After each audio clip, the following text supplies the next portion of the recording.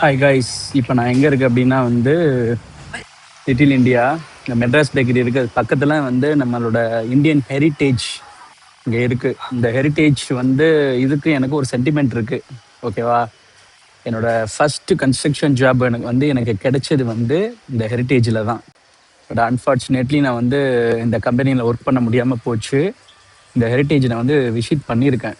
இதில் என்ன ஒரு இதுனா வந்து அந்த காலத்தில் வந்து சிங்கப்பூரில் வந்து தமிழ் மக்கள் வந்து எப்படி வந்து எவ்வளோ கஷ்டப்பட்டிருக்காங்க, என்ன மாதிரி இந்த நாட்டுக்கு வந்து முன்னேற்றத்தை கொடுத்துருக்காங்க, அது எல்லாமே வந்து பார்த்திங்கன்னா இந்த ஹெரிட்டேஜுக்குள்ளே போனோம்னா அது டீட்டெயிலாக வந்து அதோட ஒரு வீடியோ கிளிப் இருக்குது. ஸோ அதில் நம்ம பார்த்து தெரிஞ்சுக்கலாம் மக்கள் எவ்வளோ கஷ்டப்பட்டிருக்காங்க, ஏன் வந்து தமிழுக்கு வந்து இங்கே இம்பார்ட்டன்ஸ் கொடுக்குறாங்க. சிங்கப்பூரில் 4 அஃபிஷியல் லாங்குவேஜ் இங்கே இருக்குது.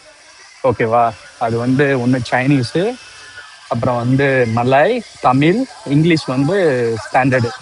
இந்த 4 லாங்குவேஜ் வந்து நம்மளுக்கு இங்கே வந்து மேண்டட்ரி. ஓகேவா?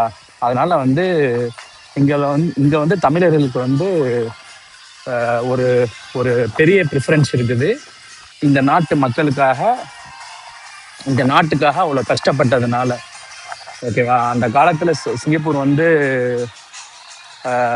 மலேசியாவிலேருந்து செப்பரேட் ஆன உடனே நீங்கள் பார்த்தீங்கன்னா அதில் ரொம்ப டவுனாக இருந்துச்சு. அந்த டைமில் வந்து இந்த நாடு வந்து இவ்வளோ டெவலப் ஆகுமா அப்படிங்கிற ஒரு கொஸ்டினில் தான் இருந்துச்சு. ஆனால் அது வந்து உண்மையிலே அடித்து துவம்சம் பண்ணப்பட்டு சிங்கப்பூர் வந்து உண்மையிலேயே வந்து இன்னைக்கு வந்து உலகத்திலேயே வந்து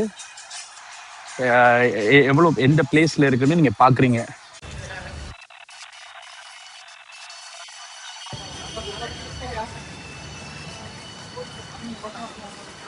ஸோ வந்து சிங்கப்பூர் வந்து இவ்வளோ வளர்ச்சியில் வந்து இவ்வளோ முன்னோக்கி இருக்குன்னா வந்து இந்த நாட்டோட, இந்த மக்களோட உழைப்பு.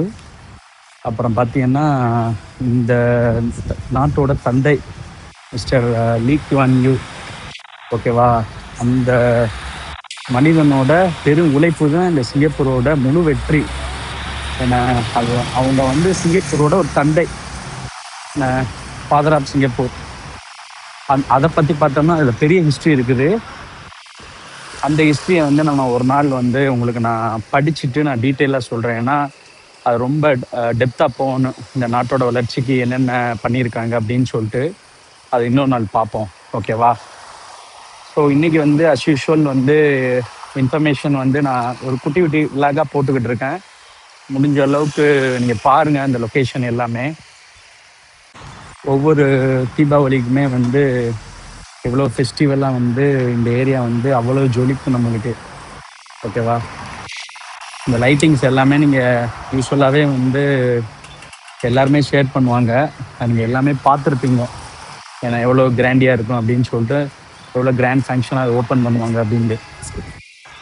லைட்டிங் வந்து ஸ்டார்ட் பண்ணல, 7 o'clock மேலே தான் வந்து ஆன் பண்ணுவாங்க.